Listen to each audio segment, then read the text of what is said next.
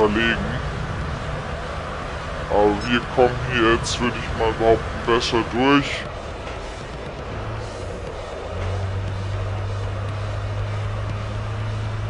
So. Ja, das passt. Das passt, würde ich sagen. Die letzte Runde war sehr souverän von uns. Finde ich jetzt.